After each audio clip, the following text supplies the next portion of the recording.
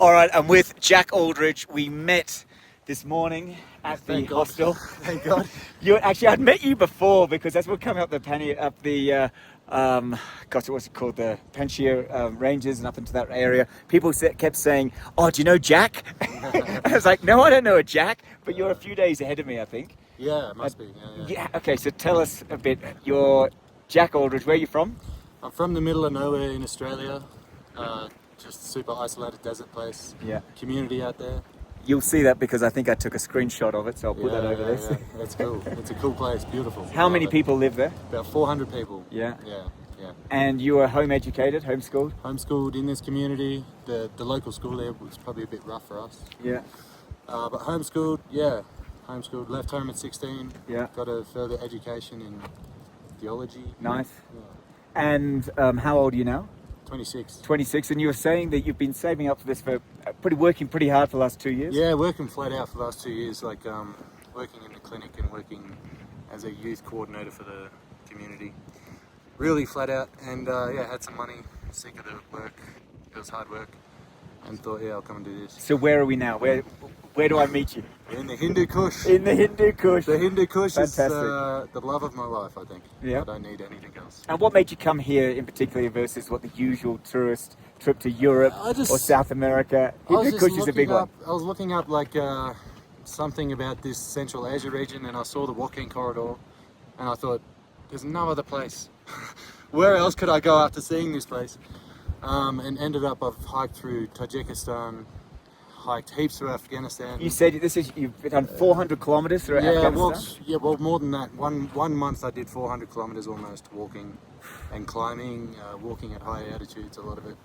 And then I did a big climb, which we weren't successful in summiting, but so you've done, this is your third, let's come back to that. This is your fourth month. Fourth month, so you allowed 1 month visas to Afghanistan. Yeah. And you've kept renewing it. Going back, getting a new one. I've had to travel to Tashkent to get a 4th month visa, which incredible. Was stupid. But right. I left all my gear here, so I had to come back. So, and I'm glad I'm back.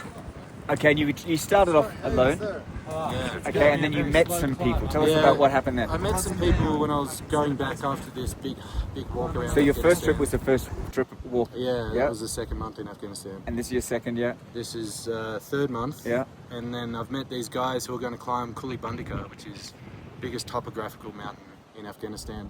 How tall is that? How high? Roughly? 6,812 meters. It's a big mountain. It's a big mountain, and it's a technical mountain. No one's been able to summit this for 40 years, since the 70s. When actually a massive expedition from Europe came and climbed all these mountains, a lot of them. And how did you get on this trip? Yeah, I met these Hungarian guys, and they were like, "We're going to go and climb the mountain." So we got along. Where did you meet them? I met them at the Shere Khan border, where I went to get a new visa. Well, I was going to go to Tajikistan and rest up because I'd had a big journey. And he said, just go across, come straight back across after you have your stamp, get a new visa, come with us. So I did, and kind of 6 days later, we were all tied together above 6,000 meters, going over crevasses, climbing up ice walls. Yeah, these are mad dudes. Crazy. And you've done a little bit of crevasse work and climbing before? A little bit, but not before the last 7 months. I literally came to Central Asia to learn how to solo climb mountains. Yeah, terrific. So it's been going well, but starting to feel like I'm getting pretty lucky. And this is your 4th month here. We've met. You came up to the Wakhan. You came to Sadha, where we went to last night. Yeah. And then we met this morning. You said, "Oh, would it be possible to get a lift up?" Of course it is. I was super glad for you because now I'm here. I'm at my destination. And what's the plan from here? Well, for the next year, 20 days, 28 days, or something? No, I've got 19. Oh, 19 days. Okay. 18 days now, and I'm going to hike somewhere over these or through these 5,000 meter peaks here, and I don't know how loud I can say this, but maybe I make it to China, maybe not. But this is going to be a good route. There's a bridge over the river. It's going to take me up into some big mountains that are within my capability. I might get to China, I might not, but that's the idea. Yeah, and you were saying there's a beautiful, so this is the Marco Polo trip, Marco Polo and that's the Marco Polo glacier, was it? Yeah, the Marco Polo cave is at the beginning of like one of the biggest glaciers And in what does that Central mean Asia. to people who don't know what that is? Marco Polo came all the way through here from Europe, right? Yeah. All the way through like Xinjiang, parts of Afghanistan, in 1400. Mm-hmm. Yeah. So And, to then me, and what's the cave? Is that where he stayed? I think he lived there. Yeah. Yeah. Yeah. But also because he lived there, the locals at some point let loose these Marco Polo sheep that are like came back from his time, and there's not sheep like them. Fantastic. So at this cave, there's Marco Polo sheep, which is the only place in the world you can find them. Oh, wow. Yeah, it's pretty special. Wow. And I don't understand That'd be high altitude sheep. high altitude sheep. It's like it's 4,000 meters. You're walking up the valley 4,000 meters, and then it goes up 5.5 over 5.5. Wow. It's beautiful. So I haven't seen it, but I've heard. So here we are, you know, we met, we drove, you said there's a crossing of this massive river. You can't quite see it from this angle, but it's a big, turbulent, just boiling broth of dirty water. And we're driving along, we see this track, and then we see a crossing bridge, and you go, right, drop me off there. Yeah. And the plan, you said, is to walk up probably this track for a little bit, and then to go cut off and Yeah. bush bash, so to speak. So I want to go up. It looks possibly possible. I don't know. Yep. But once I'm up there, I'll have a look of what I might be able to do, how far along the range I can travel without going into the valley. And then maybe I need to come back into the valley and then go up again. I'm not sure, but I want to get up there. It'll take me 2 days because this will be my acclimatization. I'm going to go very slow. I'm going to go up today, come down, camp, go up further, come back down and camp probably. And so you've got a massive pack. What does it weigh? 46. 46 Ks, okay. Yeah. And what have you got? And you had a 52K pack, you said, going up there. Yeah, but I had a lot Big of mountain. shit with me. Yeah. Sorry to say. I had a lot of stuff with me that I should have just And so you've posted. shedded, 10% of that. Yeah, and I now- posted heaps of things back to Australia. Great. And, it's a bare minimum, but also coffee. God. Lots of coffee. I love it. Yeah. And what have you got in there? Like, what do you have? You have to carry 2 tents or 1 tent? I've got one really good tent. Yeah. That's also quite heavy, but it's warm. Yeah. I've got 2 sleeping bags. I've got In case one gets wet or to sleep into?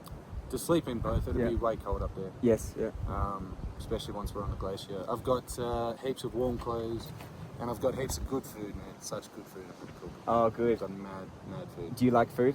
I like food. I like food too. And Me it makes too. it makes the day kind of worthwhile. It's another event of the day. Yeah. Oh, What? yeah. So out of all that stuff, what are the things that you're taking with you that other people should look at and think, wow, that's a good little trick to take? What would you suggest? Maybe 46 kilograms. Good Would you little like? trick to take. I'm not sure. What's your luxury? My luxury is my journal, I think. Yeah. I have 2 journals, which I might fill one up or I might fill 2, but the luxury is that I have 2 journals and I'll be writing all the time, and I look forward to that. That's my... And do you write poetry? Do you write pro? Do you write just things that come to Just mind? random stuff, yeah. I try to write accounts of things, but even they're kind of just hazy. And thoughts. you don't have Instagram, you don't have social medias? No, not really. So people, they can't follow you on anything? No, it's Sorry. good, I like it. And Maybe I'll write a book one day. yeah, terrific, you should. Yeah, if you're into writing, it's a great idea. It's a good thing. What brings you to the mountains to do this? What's the thing that makes you feel joy when you're here? I think for me, there's the sound of being alone when you're putting your ice axe into an ice wall. There's that sound, and you're alone, and everything's beautiful. And there's the sound of the river. You can sit there and make a coffee, and you feel relaxed. But for me, I think it's the fact that it's hard and it's grueling. And at that point in my life, sometimes I don't feel strong enough to do that. Right now, I don't feel strong enough. But once I get up there, once I start walking, I know it's possible. It's the grueling. And it's the fact that we get up to 5,000 meters and nothing else lives up there. Yep. Nothing else. There's nothing else alive there. Not even birds flying above you. No. And There's we- not enough we can't- oxygen for fish to live in the river. Yeah, exactly. Yeah. And not enough oxygen for us either, but Yeah. we push the limits. It's something of the most peaceful place that brings you to your needs all the time as well.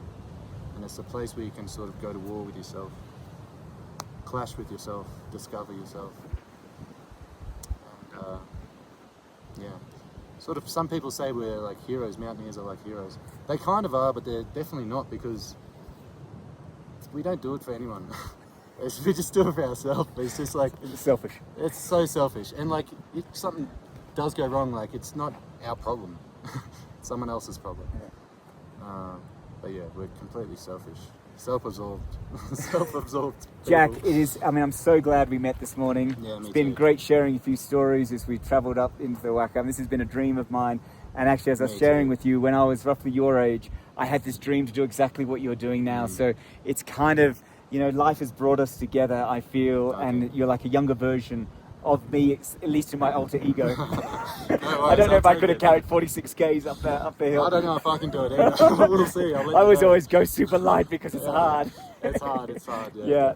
No, so Wish me luck. I might not make it. you will make it. We know will, even just crossing the bridge is a success. Even getting here is a success. That, like, out of the 8 billion people on the planet, there's just about 100 people in this valley, I guess, like us, and there's only one like you. So what you're doing is so inspirational for so many people back home that have, got their own stories in their head why they can't travel, why they can't do this stuff. You're not a man of money. You're not a man of just infinite opportunity. You're just a man that's seen something inside you and said, I want to go there and I want to make that happen. And you've hitchhiked your way up here, you've done big hikes, and you're making it happen, and you're in the wilderness, and whether or not you just camp there or you go to the top, you go to China, it doesn't matter, you're here. And I super respect that. And on behalf of all older mountaineers, it's great seeing younger mountaineers out there pioneering and just doing shit because shit needs to be done for no other reason than just to do it up a mountain that has no name, that no one knows why you're climbing. So that's why we're here. Jack, love it. Thanks for being part of my life. Thank you. And look forward to chatting when you're back. Yeah. Great. It's been good. Excellent.